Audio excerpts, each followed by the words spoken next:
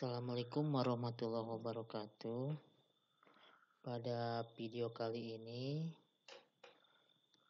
saya akan membahas tentang pengaruh ion senama terhadap kelarutan atau pengaruh ion sejenis terhadap kelarutan. Ini merupakan pertemuan ketiga di bab kelarutan dan hasil kali kelarutan. Perhatikan gambar berikut. Di sini ada larutan AgCl, di mana AgCl itu merupakan garam yang suka larut, ya. Nah, di sini adalah larutan jenuh AgCl, ya, sehingga membentuk kesetimbangan antara endapan dengan larutannya. Nah, ini gambar yang pertama, larutan jenuh AgCl, terjadi kesetimbangan antara endapan dan ionnya. Sebelum melanjutkan ke materi berikutnya, saya akan jelaskan dulu perbedaan antara larutan tepat jenuh, larutan belum jenuh, dan larutan lewat jenuh. Nah, ini merupakan larutan tepat jenuh, di mana larutan tepat jenuh itu konsentrasi larutannya sama dengan kelarutannya. Ya, misalkan ini konsentrasinya 2 mol per liter dan kelarutannya misalkan 2 mol per liter, ini misal. Nah, berarti itu adalah larutan tepat jenuh. Nah, untuk garam-garam yang suka larut, dalam keadaan jenuhnya itu terjadi kesetimbangan antara ionnya atau antara larutannya dengan padatannya atau dengan endapannya. Nah, kesetimbangan ini terjadi karena laju pelarutan itu sama dengan laju pengendapan, sehingga membentuk kesetimbangan atau mencapai kesetimbangan. Jadi untuk larutan tepat jenuh, laju pelarutan sama dengan laju pengendapannya, sehingga membentuk kesetimbangan. Itu untuk larutan tepat jenuh. Kemudian ada larutan yang belum jenuh. Artinya kalau larutan yang belum jenuh masih bisa dilarutkan lagi zat pelarut. Nah, kalau di larutan yang tepat jenuh, ketika ditambahkan sedikit zat pelarutnya maka akan mengendap. Tapi kalau larutan yang belum jenuh itu masih bisa larut. Nah, kalau dalam larutan yang belum jenuh itu laju pelarutan atau laju ionisasi itu lebih besar daripada laju pengendapannya, sehingga masih bisa larut. Kemudian ada larutan lewat jenuh. Kalau larutan lewat jenuh, maka konsentrasi larutannya itu lebih besar daripada kelarutannya, atau zat yang ditambahkannya atau zat terlarut yang ditambahkan itu melebihi kelarutannya, sehingga terjadi endapan. Nah, dalam larutan yang lewat jenuh itu laju pengendapan itu lebih besar daripada laju pelarutan, ya, sehingga terjadi endapan. Itu perbedaan antara larutan tepat jenuh, larutan belum jenuh, dan larutan lewat jenuh. Oke. Kemudian ini di sini ada gambar yang kedua, ya, gelas kimia. Ini sistem kesetimbangan AgCl, larutan jenuh AgCl. Ke dalam larutan jenuh AgCl ini ditambahkan larutan NaCl. Nah, di sini ada ion senama atau ion sejenis. Atau ion sejenis atau senama itu ion yang sama, yaitu ion Cl-. Karena NaCl akan terion menjadi Na+ dan Cl-. Jadi ada ion yang sama, yaitu Cl-. Nah, ketika ditambahkan ion Cl-, maka konsentrasi Cl- ini akan lebih banyak. Sehingga kesetimbangan akan bergeser ke arah sini atau ke arah reaksi. Kenapa kesetimbangan bergeser ke arah reaksi? Itu sudah dijelaskan di bab kesetimbangan, ya, karena untuk karena supaya tetap setimbang ya, atau untuk mempertahankan kesetimbangannya. Nah, karena bergeser ke arah AgCl yang berfase padat atau endapan, maka ketika ditambahkan ion sejenis itu akan terjadi endapan AgCl. Begitu juga, nah ini, penambahan larutan yang mengandung ion Cl- menyebabkan kesetimbangan bergeser ke arah reaksi atau ke arah AgCl sehingga akan terbentuk endapan AgCl.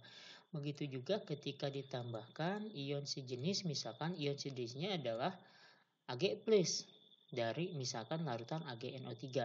Dalam larutan AgNO3 itu terdapat ion Ag+, dan ini ion sejenisnya, ion perak. Nah, sama penjelasannya ketika ion perak bertambah konsentrasinya, maka akan bergeser ke arah reaksi AgCl sehingga akan ke arah reaksi atau AgCl sehingga akan terjadi endapan ya, ke arah reaksi. Nah, penjelasan secara mikroskopiknya, perhatikan. Ini misalkan ya, ini misalkan sistem kesetimbangan AgCl di mana yang berwarna hijau itu adalah ion Cl-, yang berwarna silver itu adalah ion Ag+. Nah, sementara ini adalah endapan AgCl atau AgCl yang berbentuk padatan. Kalau ini ion berarti dalam bentuk larutannya atau terionisasi. Nah, misalkan ke dalam sistem kesetimbangan AgCl ini ditambahkan ion Ag+, ya, atau ini yang ditambahkan. Kalau yang ditambahkan ion Ag+, maka supaya kesetimbangannya tetap ya, sesuai konstanta atau sesuai tetapan, maka kesetimbangan harus bergeser ke arah AgCl atau endapannya terbentuk ya. Oke, sehingga AgCl-nya terbentuk. Nah, dan akan banyak endapan ya. Nah, tujuan bergeser itu supaya tetap setimbang. Oke, itu penjelasan submikroskopiknya. Kemudian ini penjelasan misalkan makroskopiknya ya. Nah, misalkan ada contoh lagi sistem kesetimbangan PbCrO4. PbCrO4 terurai menjadi Pb dan CrO4 2-, Pb-nya berarti 2+. Nah, ini adalah gambar dari sistem kesetimbangan ini, di mana endapan warna kuning itu adalah untuk senyawa atau untuk padatan atau endapan PbCrO4. Nah, misalkan ke dalam sistem kesetimbangan ini diteteskan atau ditambahkan senyawa Na2CrO4 atau natrium dikromat. Nah, di sini ada ion senama atau ion sejenis yaitu CrO4 2-. Nah, karena ditambahkan ion CrO4 2-, maka kesetimbangan akan bergeser ke kiri atau ke arah endapannya, ke arah PbCrO4. Sehingga endapan yang berwarna kuning ini akan lebih banyak. Bergeser ke sebelah kiri ya. Perhatikan ini hasil setelah ditambah ion CrO4 2- ya. Endapannya semakin banyak.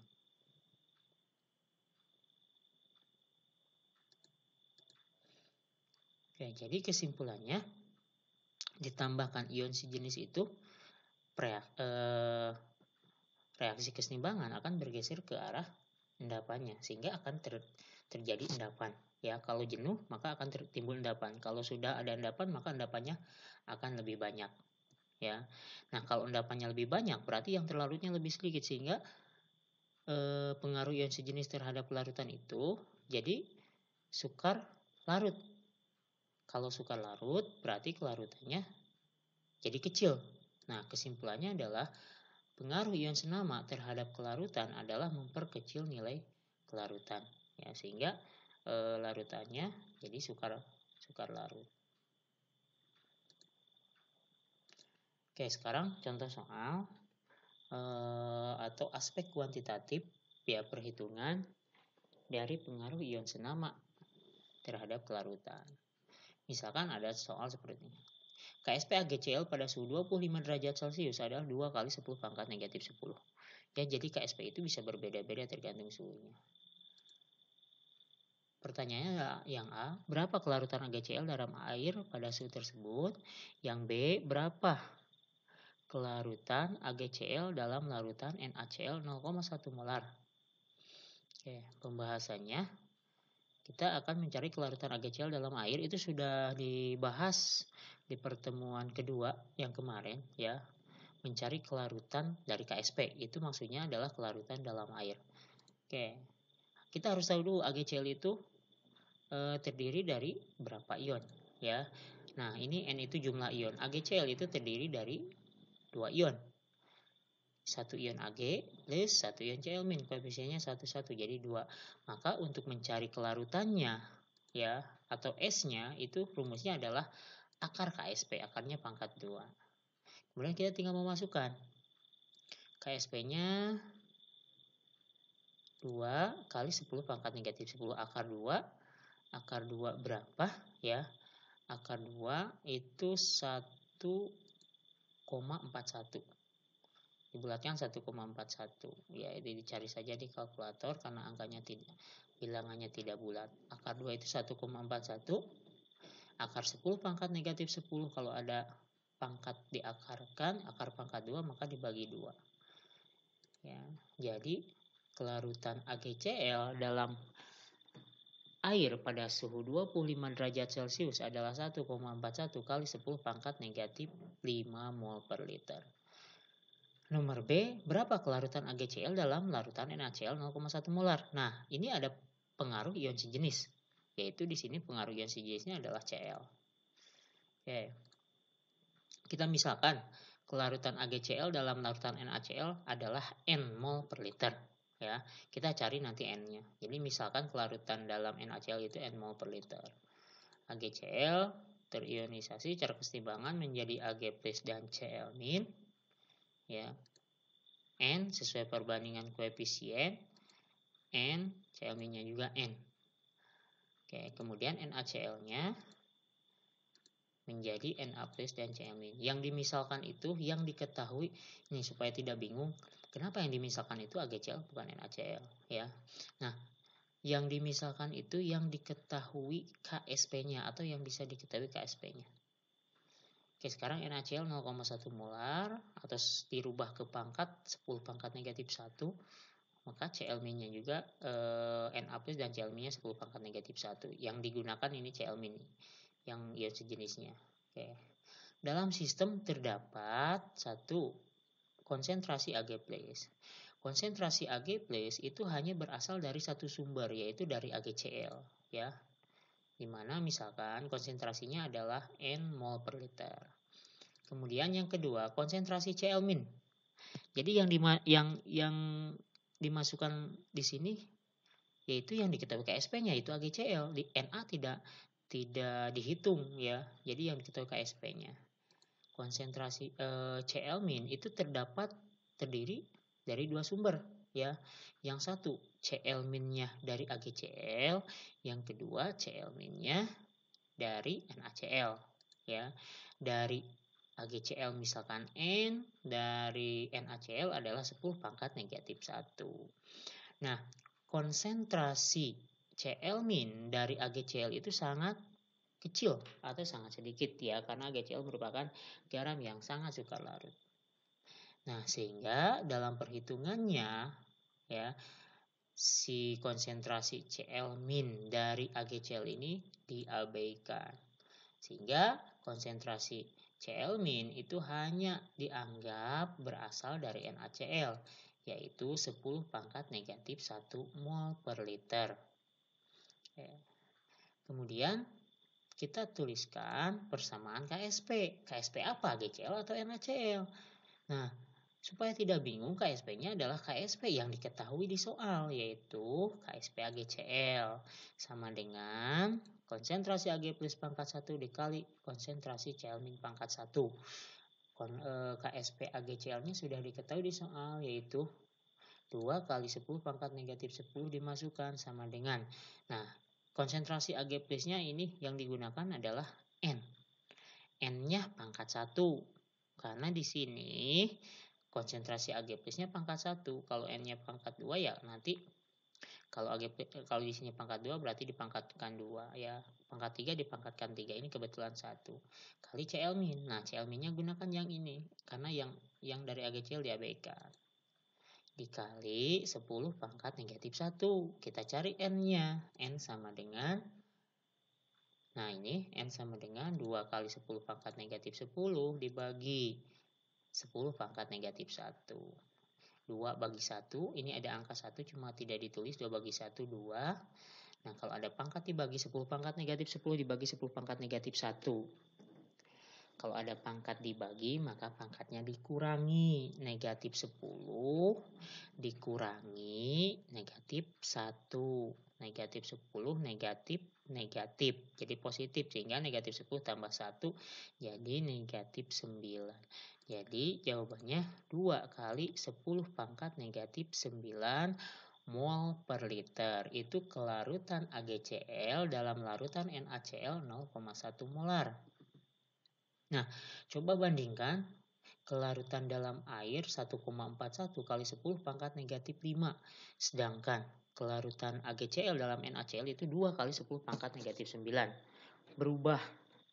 Ya, jadi dalam NaCl angkanya 2 kali 10 pangkat negatif 9 itu jauh lebih kecil daripada 1,41 kali 10 pangkat negatif 5. Karena ini pangkat negatifnya 9, ini pangkat negatifnya 5.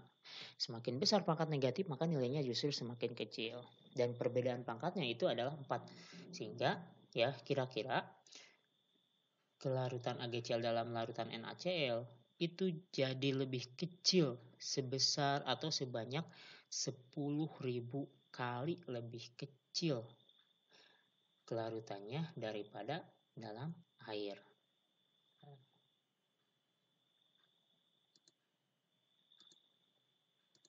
Oke, sekarang tugas dan latihan. Nomor 1, hitunglah kelarutan PbI 2 atau timbal 2 iodida di dalam larutan Ki ya. Kalium iodida 0,2 molar jika pada suhu tersebut diketahui KSP PbI 2 adalah 7 kali 10 pangkat negatif 9. Nah, ini diketahui KSP dari PbI 2. Nanti yang dimisalkan itu ini ya, jangan bingung.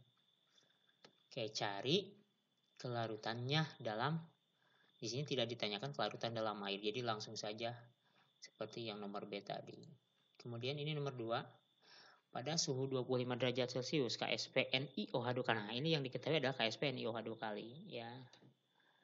3,2 kali 10 pangkat negatif 17. Yang ditanyakan, A, hitunglah kelarutan dalam air. Ya, dalam air. B, dalam larutan NaOH. Nah, ini ada ion sejenis. C, dalam larutan NiCl. Ini juga nanti ada ion sejenis. D, dalam larutan yang memiliki pH 11. Gimana kalau dalam larutan yang memiliki pH 11? Nah, ini juga ion sejenis sebetulnya. Karena pH 11 itu adalah larutan basa. Kalau larutan basa berarti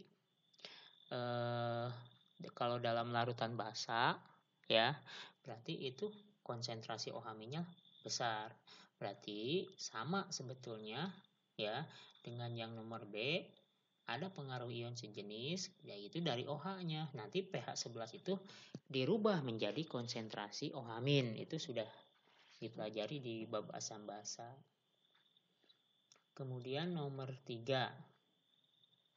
Pada suhu tertentu 0,35 gram BAF2 melarut dalam air membentuk 1 liter lautan jenuh BF. Pada suhu tersebut hitunglah KSP BAF2. Dan nah, kalau yang nomor 3 ini dicari dulu KSP-nya, ditanyakan. Setelah KSP-nya diketahui dari massa ya dan volume, maka yang diminta berikutnya adalah kelarutan BAF2 dalam larutan yang mengandung BaNO3 2 kali atau dalam barium nitrat 0,1 molar. Ini ada ion sejenisnya. Sama dengan nomor 1. Cuma kalau nomor 1 KSP-nya sudah diketahui, kalau nomor 3 itu dicari dulu. Kemudian nomor 4.